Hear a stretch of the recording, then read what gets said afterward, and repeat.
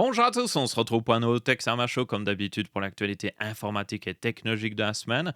Nous avons des news pas forcément les plus réjouissantes cette semaine-ci. Il y a quand même quelques news assez intéressantes au niveau des consoles mobiles, notamment l'arrivée de l'expérience full screen de Xbox sur plus de consoles, donc ça c'est plutôt cool. Mais nous avons aussi toujours la DDR5 qui continue d'exploser en prix. Nous avons Nvidia qui pourrait, je dis bien, arrêter de fournir des puces GDDR directement à leurs partenaires et les laisser les acheter eux-mêmes, ce qui est pas forcément une bonne chose. Et nous avons Intel qui pourrait fabriquer des puces pour Apple. Ça, c'est par contre beaucoup plus intéressant. Donc, ma foi, vous avez une table des matières dans la description ainsi que sur la barre de lecture. N'hésitez pas à aller vers le sujet qui vous intéresse le plus. Aussi, si vous voulez juste écouter l'audio, je vous rappelle que je poste tous les textes à ma show maintenant sur Spotify. Donc, vous aurez un lien dans la description vers ça. Commençons tout de suite. La première news de la semaine, c'est évidemment le fait que la DDR5 commence à coûter extrêmement cher. C'est même abuser les prix. Ici, vous avez un kit de chez Kingston. C'est un Fury Beast RGB, 32 Go. C'était un kit plutôt recommandé il y a quelques mois pour faire n'importe quel config gamer. On va dire au-dessus de même 800 euros parce qu'il coûtait un peu plus de 100 euros. Il coûtait 130 euros pour 32 Go de RAM en DDR5 6000 mégas transfert. Parfait pour une plateforme AM5 avec un processeur du coup AMD. Et là, maintenant, ne vous laissez pas tromper par ce prix Amazon parce que le prix réel, c'est plus genre 348 euros pour ce kit de RAM. 348 euros. C'est pratiquement x3 au niveau prix. C'est abusé. Un autre exemple, c'est un kit que j'avais personnellement acheté il y a quelques mois. C'était un kit, encore une fois, ici de chez Kingston. C'est un Fury Beast 2 x 32 Go, 599 euros. Et je peux vous dire, j'ai regardé à nouveau l'historique de mes commandes. Je l'avais payé 210 euros. Donc là, l'augmentation est juste abusée. Et en parlant d'abuser, j'ai aussi ce kit de chez G-Skill. C'est un kit de 2 x 64 Go pour 128 Go au total, qui est compatible aussi d'ailleurs plateforme AMD. Il n'est même pas le plus rapide non plus. C'est un kit CL34, donc on fait mieux au niveau timing pour le gaming notamment. Mais ce kit maintenant coûte, pour information, plus cher qu'une RTX 5080. Il coûte 1500 euros. 1500 euros pour un kit de RAM. C'est abusé. C'est franchement abusé. Je n'ai pas l'impression de tenir en main quelque chose qui vaut 1500 euros. Je n'ai surtout pas l'impression de tenir en main quelque chose qui vaut plus qu'une 5080. C'est juste abusé en prix. Donc, ouais, si vous voulez monter un PC avec encore les promotions qui restent après le Black Friday, vous allez devoir payer pour la RAM, ça c'est sûr et certain. Ou alors juste économiser. Je vous dis, un kit de 32 Go pour la plupart des gens serait largement suffisant. Et même un kit de 16 Go sur un PC plus milieu de gamme, ça peut passer si vous êtes prêt à peut-être fermer Discord juste avant de lancer un jeu un petit peu lourd au niveau RAM. Donc ouais, le prix de la RAM est abusé. Mais peut-être que les problèmes de RAM vont commencer à se régler parce que nous avons un constructeur chinois qui s'appelle CXMT qui va se lancer sur d'abord la DDR5 ultra rapide à plus de 8000 mégas transfert et même la LPDDR5X jusqu'à 10 600 mégas transfert, ce qui est abusé au niveau vitesse. C'est parmi les kits les plus rapides qui existent maintenant. C'est même très proche de la vitesse de départ qu'on aura sur la LPDDR6. Donc ça, c'est assez abusé quand on y pense. Mais le problème, c'est que ce constructeur vient juste d'annoncer qu'ils vont se lancer sur ce genre de kit.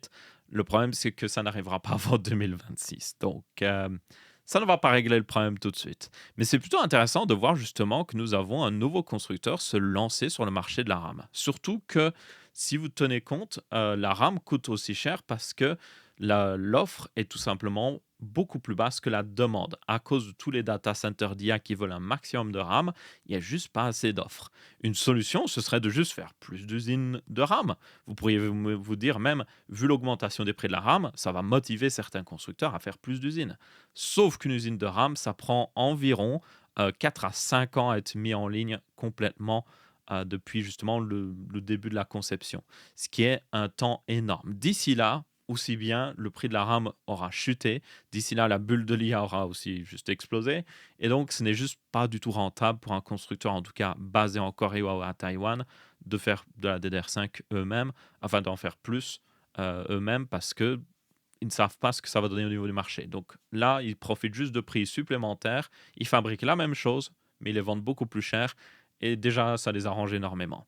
Pour un constructeur chinois, par contre, c'est assez différent parce que le marché chinois et surtout le gouvernement chinois veut plus de constructeurs chez eux. Ils veulent plus de dépendance par rapport à justement des constructeurs dans d'autres pays. Donc là, il y a totalement une raison pour un constructeur de juste récupérer plus de parts de marché en lançant plus d'usines et en rendant content aussi le gouvernement chinois derrière. Donc là, même si ça leur prend, même si, imaginons, ils sont ultra rapides, ils font en 3 ans l'usine, ça vaut tout à fait la peine d'investir là-dessus. Parce que même si le marché de la DDR5 s'écrase, la bulle de l'IA explose, la demande au niveau puce de DDR5 et tout ça, ou même la future DDR6, sera toujours là sur le marché chinois. Et donc là, pour eux, bah, c'est tout à fait rentable. Maintenant, évidemment, ce problème sur la DDR5 ne concerne pas juste justement la DDR5, ça concerne aussi la GDDR6, GDDR7 et même les puces mémoire qu'on a sur les SSD. Ceux-ci, toutefois, n'ont pas encore énormément augmenté au niveau prix à l'heure actuelle. Je dis bien à l'heure actuelle, ça ne saurait tarder. Et du coup, nous avons une news en rapport avec ça sur le fait que Nvidia pourrait, je dis bien pourrait, ce n'est pas garanti encore, ce n'a pas été confirmé, mais il pourrait arrêter d'inclure des puces de mémoire avec leur GPU. Donc, si vous ne savez pas, à l'heure actuelle, quand Nvidia fournit les GPU à des fabricants tels que Asus, MSI et tout ça, il fournit aussi la mémoire avec. Donc, il lui dit, OK, voilà une puce pour une 5080 et voilà aussi 16 Go de GDDR7. OK. Et du coup, le constructeur prend ça et lui, il fait son propre PCB, son propre refroidissement et tout. Donc, ça a toujours été comme ça aussi parce que ça garantit derrière le fait que Nvidia peut avoir les meilleurs prix sur cette mémoire, forcément. Ils commandent pour tout le monde, donc ils peuvent dire: «Oh, ben, on commande X millions d'unités, fais-nous un prix». Et derrière, les fabricants tels qu'Asus, MSI, tout ça, en profitent parce que eux, ils n'auraient jamais eu une telle demande, ils n'auraient jamais fait une telle commande pour justifier d'avoir autant de réduction de prix.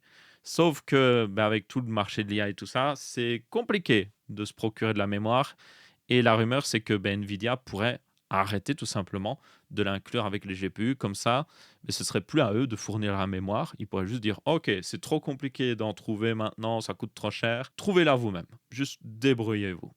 Et donc ça, c'est problématique parce que forcément, MSI, Asus sont des énormes fabricants. Eux, ça irait encore. Ils ont une énorme offre, on va dire, ou plutôt ils ont une énorme demande, donc ils peuvent négocier encore des prix. Mais quand vous avez des plus petits constructeurs, beaucoup moins connus, eh bien eux, ils vont avoir du mal tout simplement à essayer d'avoir des bons prix sur les puces mémoire. Et eux, derrière, vont se retrouver à payer plus et donc leurs GPU seront plus chers ou ils devront diminuer leur marge, ce qui n'est pas forcément non plus une bonne chose pour eux. Donc là, c'est pas bon pour le consommateur si c'est réellement le cas, si ça se confirme. Et ce serait pas bon pour l'industrie même du gaming de manière générale. Maintenant, on a parlé d'un constructeur chinois qui fabrique de la DDR5, donc vous pourriez vous dire, ah, peut-être qu'il y a un constructeur chinois qui fait de la GDDR6 au moins. La GDDR7 est plutôt avancée, mais la GDDR6 elle existe depuis très longtemps. Sauf que non, littéralement pas. Il y a 3 fabricants de GDDR6 et GDDR7 à l'heure actuelle, et c'est du coup Micron, vous avez Samsung et vous avez SK Hynix qui s'appelle. Donc il n'y a que ces 3-là et aucun autre. J'ai regardé à nouveau, je me suis dit peut-être que justement ce constructeur chinois qui fait de la DDR5 fait aussi de la GDDR, ce serait tout à fait logique, mais non, c'est pas du tout le cas. Et même les cartes graphiques d'origine chinoise faits à l'heure actuelle, notamment on avait vu déjà plusieurs fois dans les anciens Texama Show, mais toutes ces cartes utilisent toujours, à chaque fois, des puces mémoire qui viennent de chez Samsung, Micron ou justement SK Hynix, qui sont ces 3 fabricants. Donc, forcément, il n'y a que 3 fabricants, ce qui n'est pas grand-chose. Donc là, ils peuvent se permettre de juste demander le prix le plus haut possible pour ces puces de GDDR6 ou GDDR7. Donc que ce soit AMD ou Nvidia, dans tous les cas, ça va coûter plus cher. Et c'est justement pour ça qu'il y a cette rumeur que j'avais parlé la semaine dernière, du fait que les cartes graphiques, c'est même plus qu'une rumeur, les cartes graphiques vont augmenter en prix, c'est sûr et certain. Il y a encore, ça prend du temps, hein. Les stocks actuels ont été achetés voilà des mois, donc avant l'augmentation, c'est pour ça qu'ils peuvent se permettre de toujours les avoir moins chers. Et du coup, ils vont certainement commencer à répercuter le changement des prix dans les mois à venir. Donc si vous avez encore un bon deal sur une carte graphique, surtout à l'heure actuelle, parce qu'il y a des excellents deals, surtout sur les cartes graphiques AMD, c'est le moment selon moi d'acheter, passer un nouveau GPU si vous étiez en mode ah mon GPU commence à vraiment dater. Si vous pouvez encore attendre, ça ne fait pas de mal d'attendre. Si vous pouvez attendre 2027, on va dire, parce que voilà, il n'y a aucune garantie que ce soit réglé d'ici quelques mois. Ce sera plutôt même fin 2026 avant qu'on voit un retour à la normalité. Donc, ouais, c'est peut-être le moment d'acheter un GPU tant qu'il y a encore des promotions. Le Black Friday est fini, mais il y a toujours un petit peu des promotions. Donc, peut-être. Et maintenant, c'est l'heure des deals de la semaine. Il y a encore pas mal de deals qui traînent du Black Friday parce qu'il y a aussi souvent le Cyber Monday. Et là, vous allez le voir, il y a des trucs très intéressants. On va commencer avec un petit peu de la carte graphique. On a une RX 7600 qui est clairement pas la meilleure carte graphique au monde, mais actuellement, elle est en promotion à 199 euros. 199 euros pour une RX 7600, c'est juste excellent. Et pour info, on utilise un GPU d'ailleurs plus puissant que ce qu'on aura dans la future Steam Machine. Donc, vous couplez à ça avec un petit processeur Seeker, un petit 16 Go de RAM et vous avez basiquement une Steam Machine avant sa sortie. Donc, plutôt cool. Ensuite, nous avons la 9060 XT 16 Go qui est évidemment encore plus intéressante, qui elle est vendue 342 euros. Et c'est le modèle 16 Go, je rappelle. Donc là, c'est un excellent deal. C'est même le prix le plus bas que j'ai pu voir. Et on peut le voir aussi sur Amazon ici avec le graphe. Il y a eu un moment où il était à 339, mais genre pendant à peine quelques jours. Je ne sais pas trop ce que c'est cette promotion. Mais basiquement, là, c'est le prix le plus bas depuis très longtemps. Et c'est le modèle Pulse qui est excellent. Et pour ceux qui veulent encore plus de puissance, vous avez la RX 9070 XT, je dis bien la XT, qui est vendue 583 euros. Et c'est un modèle Pulse de chez Saphir, encore une fois. Donc un excellent modèle sur Amazon à 583 euros. Ça, c'est le meilleur deal. Selon moi, c'est même le meilleur GPU que vous pouvez acheter à l'heure actuelle. Et à 583 euros, c'est juste imbattable. C'est à peine plus cher qu'une 5070 pour une carte qui est beaucoup plus puissante que la 5070. Donc, si vous étiez un peu en train d'hésiter en mode est-ce que je change de GPU ou autre chose? Si vous avez besoin de changer de GPU et que vous voulez pas mal de puissance, là, c'est le meilleur deal. Et au cas où il n'y en a plus en stock, vous avez aussi un modèle de chez Gigabyte qui est vendu 599 euros. C'est pas un aussi bon deal, c'est un petit peu plus cher, mais ça reste toujours un très bon deal. Et donc, si le modèle Sapphire Pulse n'est plus en vente ou tout le monde a acheté les stocks qui restaient, mais vous avez ce modèle Gigabyte en backup. Et pour ceux qui veulent un nouveau processeur, vous avez aussi le Ryzen 5 9600X vendu à 179,99 euros. Donc, pour ceux qui voudraient passer à une plateforme AM5, c'est une très bonne alternative. Ça vous permet de rentrer justement sur la plateforme et avoir un processeur toujours très bon dans les jeux vidéo, mais pas trop cher. Comme vous pouvez voir, c'est le prix le plus bas depuis très longtemps. Il y avait eu une promotion il y a quelques mois à 180 euros, mais là on est à 179. Non, bon, c'est basiquement, il y a juste un centime de différence. Mais dans tous les cas, c'est le prix le plus bas depuis très longtemps. On a aussi le 9700X qui est en promotion à 269,98 euros.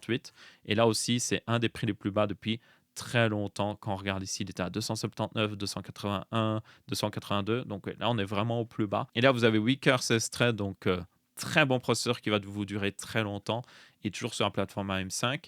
Et en parlant d'ailleurs d'AM5, on a une carte mère en AM5, en B850 d'ailleurs, de chez Gigabyte. Il y en avait une de chez MSI, mais elle n'est plus en stock. C'est assez dommage, elle était encore meilleure même pour le prix. Mais cette Gigabyte fait le taf et surtout, elle est à 144 euros. Parce que les plateformes AM5 sont assez chères, c'est ça le problème. Ici, ça permet de rentrer sur la plateforme un peu plus facilement. Et on a toujours du coup 4 slots de RAM et surtout un full slot PCI Express 5.0 pour la GPU. Ça, c'est le plus important. Parce que oui, vous pouvez acheter des cartes mères en B650, mais le problème, c'est que le B650 ne vous garantit pas d'avoir du PCI Express 5.0 sur le GPU. Ici, avec le B850, vous êtes sûr et certain. Donc, si vous voulez avoir une plateforme assez future-proof, ça peut être une bonne alternative justement. Et pour monter votre nouveau PC, vous avez aussi le kit iFixit qui est en promotion. Donc, c'est un kit avec, comme vous pouvez voir, tous les embouts que vous auriez besoin pour démonter à peu près tout et n'importe quoi. J'en ai un personnellement, vous avez dû déjà le voir en vidéo plein de fois. Et donc, il est à 29,99 €. C'est un très bon prix pour ce kit. Comme vous pouvez voir, il a d'ailleurs 4,8 étoiles sur Amazon. Et c'est le prix le plus bas. Alors, il y a un peu un truc bizarre où il passe à 31,99, 29,99. Je ne sais pas ce qui se passe ici, mais c'est le prix le plus bas depuis très longtemps. Donc, un bon petit prix pour un petit kit. Donc, si vous hésitiez à l'acheter parce qu'il était un peu cher, ben là, c'est le bon moment. Et on a toujours de l'écran en promotion. Il y a plusieurs écrans 1440p, mais là, je vais juste montrer vite fait un 24 pouces, 200 Hz, Fast IPS. Donc, déjà largement suffisant pour beaucoup de gens, vendu à 79,99 €. C'est abusé. Juste imaginez 80 euros et vous avez un écran gaming qui, pour beaucoup de gens, serait largement suffisant pour jouer. Fast IPS, donc vous avez une bonne qualité d'image. Vous avez toujours aussi quand même des bons temps de réponse. On a le 200 Hz, Full HD, c'est largement suffisant pour beaucoup de jeux. Et on a aussi une taille de 24 pouces aussi qui est largement suffisante. Donc franchement, les deals sur les écrans sont incroyables. Je dirais même que pendant le Black Friday, les deals sur les écrans étaient les meilleurs deals d'à peu près tout ce qu'on peut acheter pour un PC. Ensuite, on a toujours des promotions sur des MacBooks, ici avec le MacBook Air 13 pouces en M4 avec 16 Go de RAM, 256 Go de stockage, c'est un peu limitant, mais ça fait quand même le taf et surtout, il est vendu 819 €. pour quelqu'un qui voudrait un bon ordinateur portable, pas forcément pour jouer ou si c'est des petits jeux indés, ça va, mais pas pour forcément pour jouer, c'est nickel. Vous pouvez même pour faire de l'édition vidéo, ça passe sans aucun problème. Les puces Apple Silicon sont extrêmement puissantes pour ça et là, vous avez un ordinateur qui durait aussi, pas mal au niveau batterie. Là, ça, c'est la grosse force justement d'Apple. Donc, oui, 119 €, c'est un excellent deal pour cet ordi.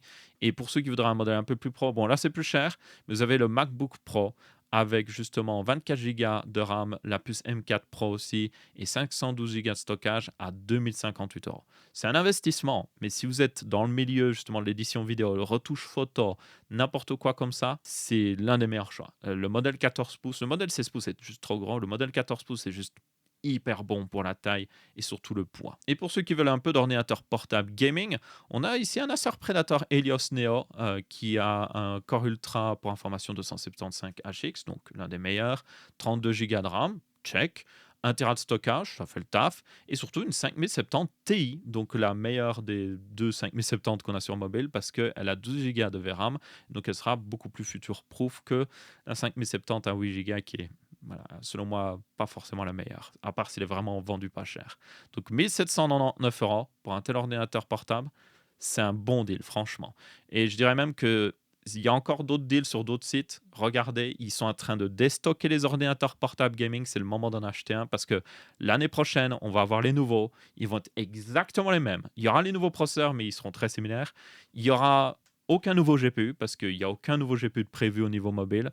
Donc ce sera exactement les mêmes cartes graphiques pour plus cher avec un nouveau CPU. Ouais, autant prendre un maintenant en déstockage. Et donc ça, c'est à peu près tout pour les deals de la semaine. Vous aurez des liens affiliés dans la description si vous voulez soutenir la chaîne. Merci d'avance. Maintenant, repassons à des news un petit peu plus positives. La première, c'est le fait que Intel pourrait fabriquer les puces Apple Silicon pour Apple, du coup, très prochainement. Ce qui est assez marrant comme news parce que je vous rappelle, en 2020, Apple avait abandonné Intel. Ils avaient dit non, on a fini d'acheter des puces Intel, on va faire nos propres puces. Ils ont lancé évidemment les puces Apple Silicon, donc avec notamment les puces M1 qui sont arrivées, qui étaient excellentes. Et derrière, Intel se retrouvait avec un client en moins, un très gros client en moins. Et maintenant, nous avons une news comme quoi Intel, avec son processus de gravure 18A-P, le 18A, c'est pour Armstrong, l'unité. L'Armstrong, c'est une unité de mesure qui est plus petite que le nanomètre. Donc, pour information, 10 Armstrong, ça correspond à 1 nanomètre. Donc, forcément, vous devez bien vous en douter. 18 Armstrong, ça correspond à peu près à du 2 nanomètres. Comme TSMC est actuellement à du 2 nanomètres et que même les puces Apple fabriquées à l'heure actuelle sont toujours en 3 nanomètres, c'est un processus de gravure qui est en réalité plutôt avancé. S'il arrive à concurrencer réellement TSMC, ça il faudra voir. Et du coup, d'ici 2027, tout simplement, Apple pourrait demander à Intel de fabriquer leurs puces plus entrée de gamme et milieu de gamme, donc toutes les puces qu'on aurait dans les, je sais pas moi, les MacBook Air, les iPad Air et tout ça, pourraient justement être fabriquées directement par Intel. Et ça, c'est une bonne chose parce qu'à l'heure actuelle, Apple dépend énormément de TSMC. Et TSMC, vous le savez, est un petit peu dans une sorte de monopole, en tout cas sur les puces très avancées, parce que c'est pratiquement les seuls à avoir du 2 nanomètres et du 3 nanomètres. Vous avez Samsung qui commence à rattraper, mais ils ont un petit peu du mal. Et du coup, derrière, forcément, TSMC demande des énormes prix pour leurs processus de gravure les plus avancés. Ce qui augmente le prix, notamment des cartes graphiques, augmente le prix des produits Apple, même si là, je pense qu'Apple n'a pas besoin d'aide pour augmenter le prix de leurs produits, ce sera toujours cher quoi qu'il arrive. D'ailleurs, je suis en train de me dire que les produits Apple maintenant, le prix de la RAM chez Apple, maintenant est logique par rapport au prix de la RAM sur le marché des PC. Quoique, ils doivent être encore plus chers. Mais ils sont plus très loin de la réalité maintenant. Même si, à mon avis, ils vont augmenter leur prix aussi en conséquence.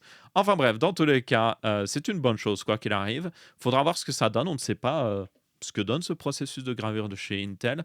On sait que Intel, quand même, a fait beaucoup d'efforts là-dessus. Ils ont beaucoup travaillé et on a pu voir un petit peu certains de leurs processus de ces derniers temps qui marchaient quand même plutôt bien. C'est juste qu'à chaque fois, forcément, le seul client qui utilisait ces puces, c'était Intel. Ils fabriquaient leurs propres puces et comme ils ont un peu du mal au niveau micro-architecture, leurs processeurs n'ont pas juste du mal à cause de la gravure, ils avaient aussi du mal juste parce qu'ils n'étaient pas forcément les mieux designés. Et puis, AMD a fait juste des meilleurs choix au niveau architecture, notamment avec le 3DV cache qu'ils ont mis par-dessus tout ça. Et donc, Intel, le seul produit qui montrait vraiment leur processus de gravure, c'était leur propre produit qui était un petit peu pas forcément le meilleur. Donc, c'est dur d'évaluer justement ce que donne ce processus de gravure tant qu'ils ne fabriquent pas, par exemple, des puces pour Apple.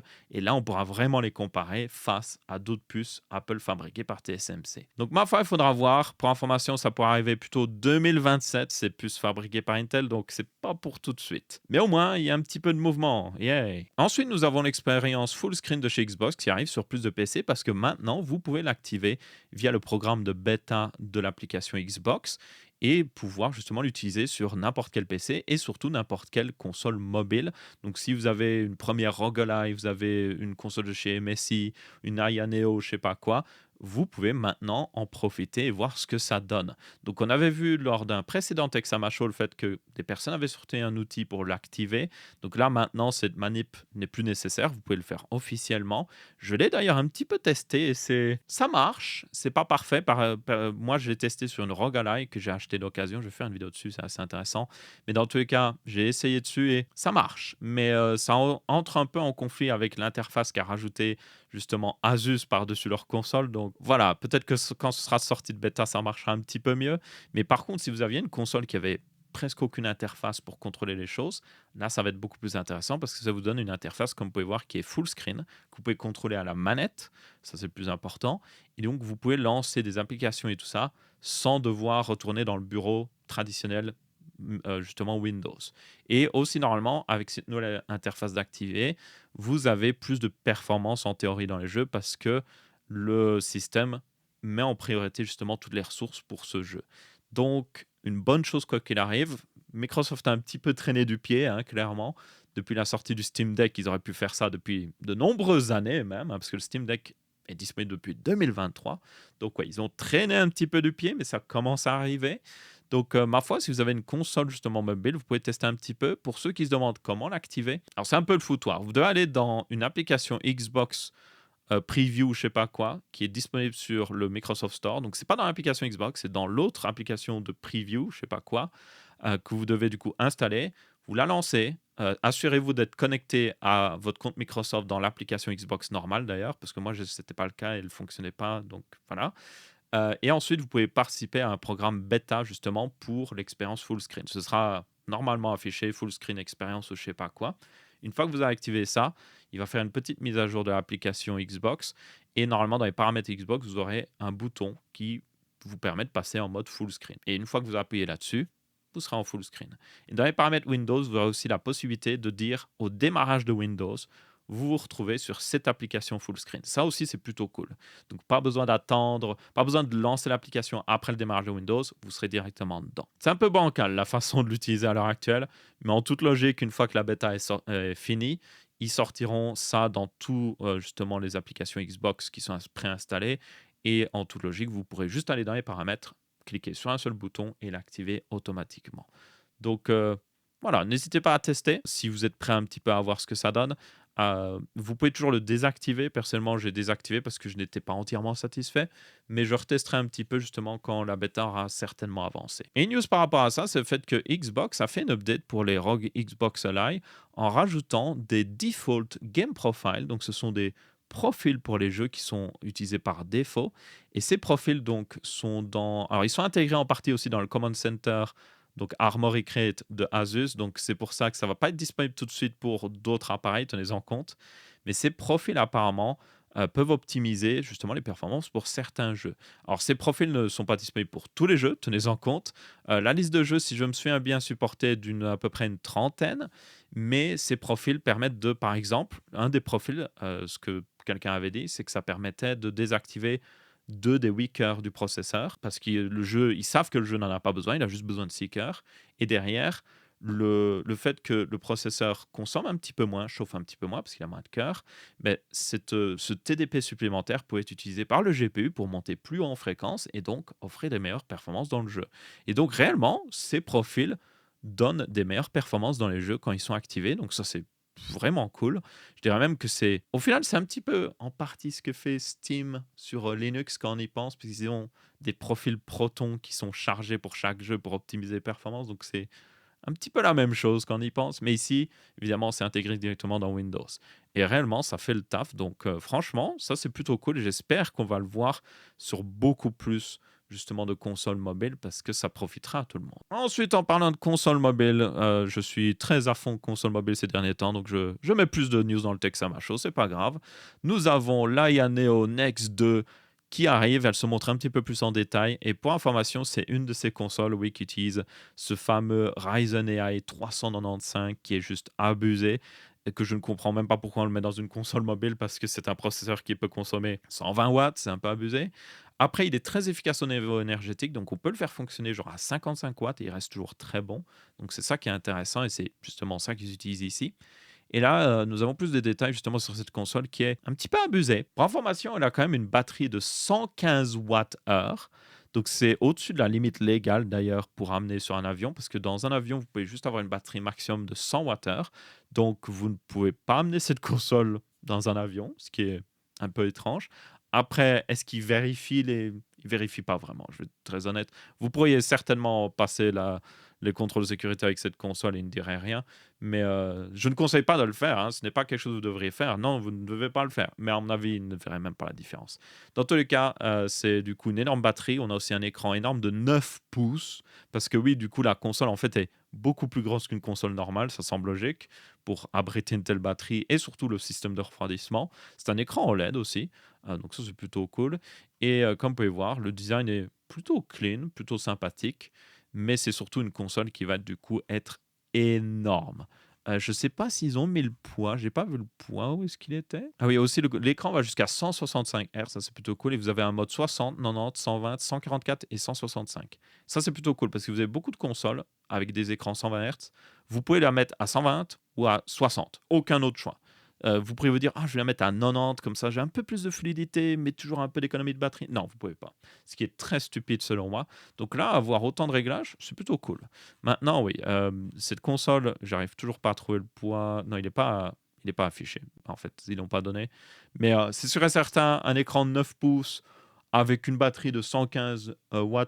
À mon avis, la console fait pratiquement 1 kilo à elle seule, ce qui est beaucoup trop au niveau poids. Et pour information, nous avons 3 consoles annoncées jusqu'à maintenant qui utilisent justement les Ryzen AI. Nous avons celle de GDP, le GDP Win 5, qui est déjà disponible d'ailleurs, qui est déjà disponible à la vente. Et il y a déjà eu des tests un petit peu dessus et il semble plutôt bien se débrouiller. C'est beaucoup plus puissant que la puce Z2 Extreme notamment, même quand vous utilisez le mode de TDP le plus bas qui est, il me semble, 45 watts. Ce qui est pas très loin au final du maximum de la puce Z2 qui est de 35 watts. Et vous avez aussi le One X Player qui arrive bientôt, qui lui par contre a augmenté de prix depuis l'annonce d'ailleurs parce que le prix de la RAM a augmenté. Donc ouais. En même temps, ils ont des modèles qui vont jusqu'à 128 Go surtout, One X Player. Genre ça sert à rien pour une console mobile. Déjà, vous avez GDP Win qui monte jusqu'à 64. Je suis en mode d'où tu as besoin de 64 Go sur une console mobile, ça n'a aucun sens. Mais oui, non, One X Players est en mode, non, on va aller jusqu'au au bout. 128 gigas, ça sert à rien, mais on va te mettre 128 gigas. Donc ouais, ne prenez pas ça, par pitié. Ce serait de la folie. Prenez juste le modèle 32 gigas, largement suffisant. Avec 32 gigas, vous mettez 12 gigas au GPU, et puis du coup, ça vous laisse 20 gigas pour le système, largement suffisant. Vous n'avez pas besoin de plus. Et tant qu'on parle de GPU intégré à des processeurs, nous avons un petit peu plus de détails de performance sur l'Intel Arc B390 qui, je vous rappelle, n'est pas un GPU dédié. Ça va être un GPU intégré au futur Core Ultra 300 de chez Intel. Des Core Ultra qui seront réservés plus pour le marché des ultrabooks et certainement aussi des consoles mobiles. Donc ce ne sont pas des processeurs comme les Ryzen AI 395, 385 qui peuvent monter jusqu'à 120 watts. Ici, on parle de processeurs qui vont plutôt monter à 60 watts grand maximum. Et du coup, le chiffre de performance qu'on a eu sur cet Intel Arc B390, c'est un chiffre 3D Mark TimeSpy qui est plutôt prometteur. Alors, ça vient d'un leaker assez connu qui s'appelle One Raichu. Donc, tenez compte que c'est à prendre avec des pincettes. C'est un leaker qui donne cette information. Est-ce réellement le cas? Est-ce pas le cas?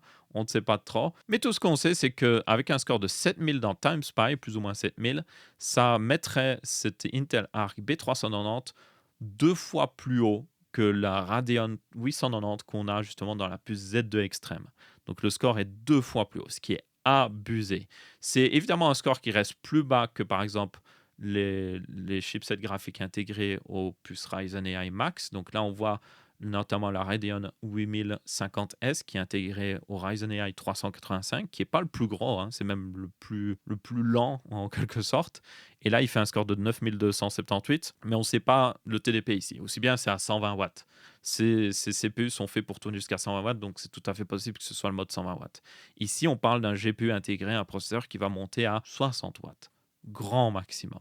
Donc c'est évidemment une augmentation de score qui est juste massive. Et en plus de ça, on a aussi un autre chiffre de performance du même leaker sur ici 3D Mark Steel Nomad Lite, qui est un benchmark beaucoup plus récent, parce que TimeSpy commence un petit peu à montrer son âge. Et là, encore une fois, on est pratiquement x2 par rapport à la Radeon 890M ou même l'Intel Arc 140T, qui pour information était justement un GPU intégré au processeur Intel récent. Et on est au final même pas aussi très loin d'une Intel Arc dédiée. Ça, c'est la A730M. C'est un GPU dédié ici qu'on a dans certains ordi portables. Il n'y en a pas beaucoup qui l'ont utilisé, on va être très honnête. Mais comme vous pouvez voir, c'est un chiffre qui est vraiment très bon.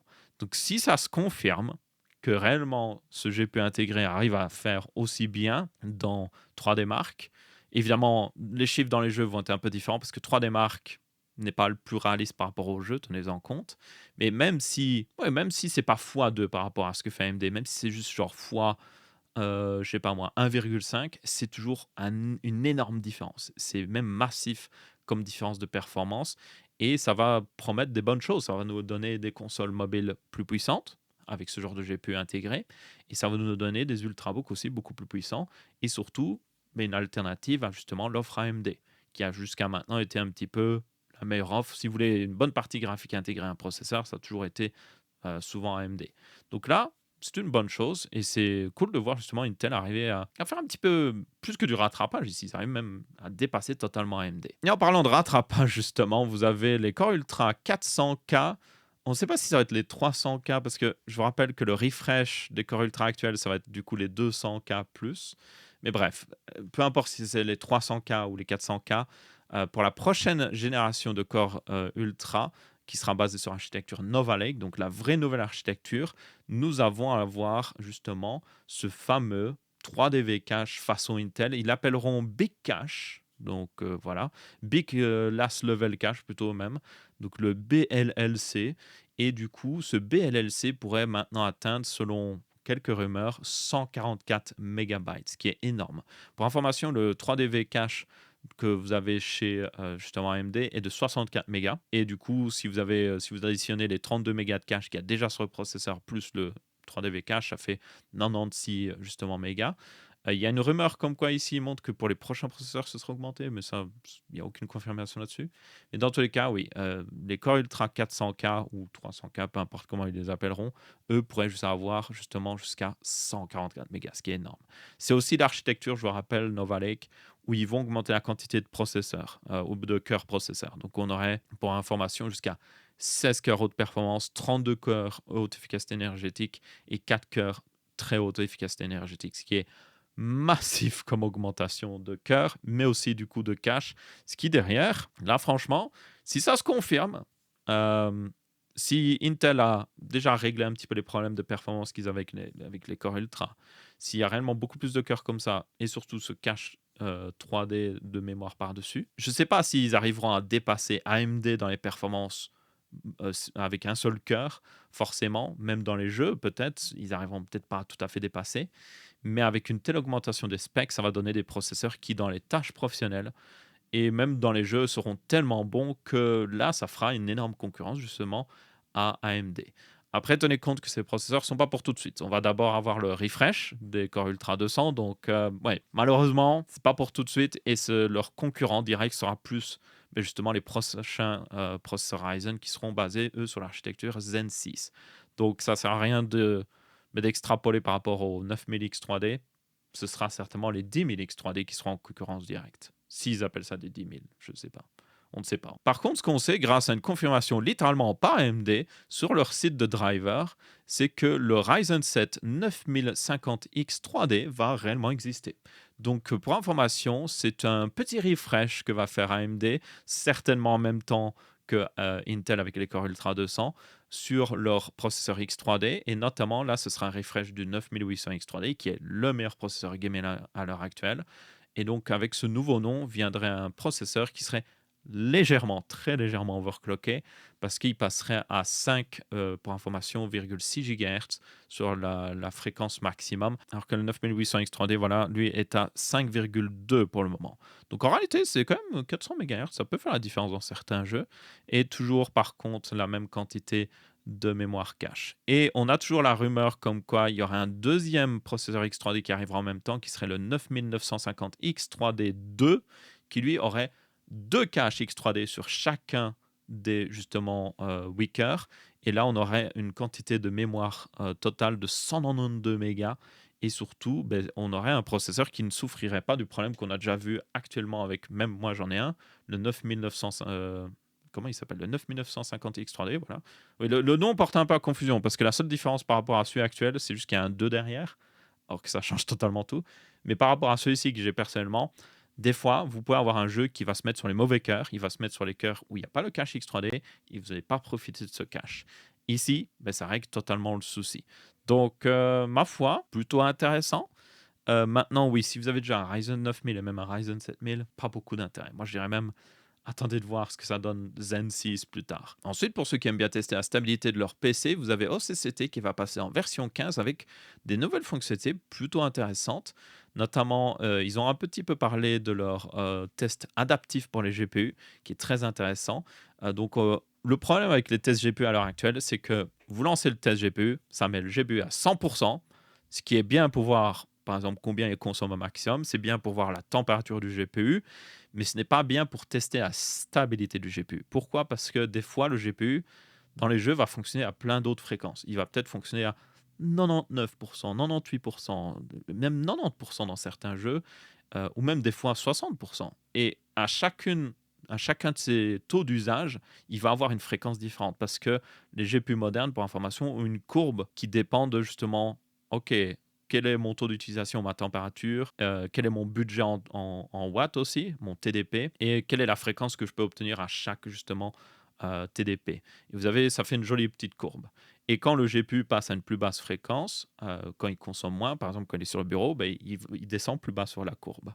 Et le truc, c'est que dans certains jeux, peut-être que si vous êtes à 100%, là où la fréquence ne va pas être forcément la plus haute, parce que le GPU consomme tellement qu'il ne peut pas atteindre la plus haute fréquence, parce que les cœurs, je ne sais pas moi, ray tracing sont utilisés, tout ça, bien, vous n'avez pas testé vraiment la stabilité, parce que aussi bien, là, comme il consomme de trop, la fréquence n'est pas trop haute, donc il est stable. Mais si vous passez à une fréquence plus, ou plutôt un TDP plus bas, une utilisation plus basse, il va se mettre à une plus haute fréquence. Et là, allez peut-être avoir un cas où il est instable à cette fréquence-là. Ou si vous avez fait de l'undervolting notamment, et que vous avez bougé toute cette courbe vers le bas pour faire votre undervolting, ça vous permet de voir justement si vous avez de la stabilité à 50, 60% d'utilisation, 80% d'utilisation. Et c'est ce que fait justement ce test adaptif chez OCCT. Vous avez toujours un test, vous pouvez charger à fond. Mais vous avez aussi ce test adaptatif qui s'appelle 3D Adaptive, qui va vous permettre de voilà, tester. Le test va graduellement passer à différents niveaux de consommation, donc différentes fréquences, différents profils au final pour le GPU, pour voir justement s'il est stable à chacun de ces profils. Donc, franchement, très intéressant de la part d'OCCT. Je sais que ça existait déjà, mais je pense qu'ils l'ont encore amélioré parce que j'avais déjà vu ça dans leur logiciel. Pour information aussi, l'équipe derrière OCCT est française, donc ça c'est plutôt cool. Et ils ont aussi rajouté, ils ont un peu parlé justement de la possibilité de tester différents GPU de différentes marques. Donc notamment si vous avez, je sais pas moi, un PC avec un GPU AMD et un GPU Nvidia, vous pourriez tester deux GPU en même temps correctement et voir justement ce que ça donne au niveau stabilité. Donc franchement, très cool ce qu'ils font. Selon moi, OCCT, c'est devenu le logiciel pour tester la stabilité de son PC. C'est même incroyable. Au tout début, je me souviens, OCCT était plutôt simple. Au début, c'était surtout, enfin, c'était même que le processeur, un petit peu la RAM aussi. Et ils sont passés vraiment de oh, ok, on peut un peu tester le processeur à juste on peut tester l'entièreté du système, ce qui est vraiment cool. Et ils ont enterré, selon moi, aussi tous les autres tests qui sont pas aussi réalistes. Vous avez, oui, vous pouvez lancer Prime 95, mais Prime 95 n'est pas du tout réaliste. Et c'est ça que j'aime bien avec OCCT plutôt, OCCT, c'est que les tests sont réalistes en fait. Si votre PC est stable dans OCCT, dans les différents tests qui existent, vous savez qu'il est stable dans les jeux, vous savez qu'il va être stable de manière générale. Donc ça, c'est plutôt cool de leur part. Je tiens à préciser que c'est pas sponsorisé. J'aime vraiment beaucoup leur logiciel. Et il est disponible en version gratuite. Même si vous avez un timer à chaque fois que vous voulez lancer un test, il est disponible en gratuit, donc ça c'est aussi une bonne chose. Ensuite, on a une petite news qui est un peu inquiétante sur le fait que HP et Dell a désactivé sur certains ordinateurs portables le décodage hardware pour le HEVC, donc c'est le H265. Et c'est dû au fait que, pour ceux qui ne savent pas, le HEVC ou le H265 n'est pas gratuit. Si vous utilisez un logiciel qui vous permet d'enregistrer une vidéo en H265, l'éditeur de ce logiciel paye une licence, littéralement, au consortium justement qui est derrière le H265 pour pouvoir l'utiliser, ce qui est abusé. Donc c'est-à-dire que chaque aussi ordinateur portable qui est vendu avec du décodage H265, oui, le constructeur est censé payer des royalties justement au consortium H265 pour pouvoir l'utiliser. Ce qui est franchement n'importe quoi. Parce que à l'heure actuelle, le H265, et c'est certainement aussi pour ça qu'il a eu du mal à rentrer sur le marché, parce que le H264 que vous devez connaître, n'importe quelle vidéo MP4 moderne à l'heure actuelle, vous est certainement en H264. Il est le plus répandu. Il marche hyper bien. Il permet de compresser les vidéos. Voilà, il commence à dater, mais il permettait quand même de compresser assez bien les vidéos. Et surtout, la H264 est supporté sur n'importe quel processeur de même les 10 dernières années. Vous pouvez l'encoder et le décoder facilement avec. Et du coup, vous pourriez vous dire, oh, ben la H265, forcément, comme c'est le nouveau, il est encore mieux compressé, il permet d'économiser de la bande passante, va devenir le nouveau populaire. Sauf que, mais, à cause des royalties, à cause de cet argent qui est demandé, ben non, en fait. Google a commencé à utiliser le VP9 et puis récemment, nous avons l'AV1 qui est arrivé. Et l'AV1, pour information, lui, est totalement gratuit. Donc, ça veut dire que ben, le consortium qui est derrière le H265 se tire un peu une balle dans le pied. Ils ont un concurrent qui est meilleur qu'eux, qui est en train d'arriver en force. Ils sont en mode, non, on va continuer de demander de l'argent sans aucune raison. Voilà, c'est juste parce on a créé ça, on l'a déjà rentabilisé, parce que c'est sûr et certain, ils l'ont déjà rentabilisé comme pas possible. Ben on va continuer de demander de l'argent. Et du coup, HP et Dell, bon, vous pourriez dire que HP et Dell, vu la taille des entreprises, pourraient quand même payer le prix, la royalties et continuer d'offrir l'option pour les utilisateurs. Je trouve ça un peu aussi honteux de la part de HP et Dell, honnêtement. Mais c'est quand même un problème. Le problème à la base, c'est juste, oui, pourquoi le H265 est payant? C'est n'importe quoi. Donc moi, je dis, passez au AV1. Le AV1, c'est meilleur. Vous avez aussi la V2 qui arrive normalement bientôt. La V1 est juste meilleure. Beaucoup mieux pour la compression des vidéos. Et maintenant, vous avez de plus en plus de justement processeurs modernes ou de GPU modernes qui supportent l'encodage et même le décodage, évidemment, de la V1. Donc voilà. J'ai hâte que, par exemple, Twitch supporte la V1, ce sera un bien meilleur monde. Et du coup, c'était à peu près tout pour ce Tech Samo Show aussi.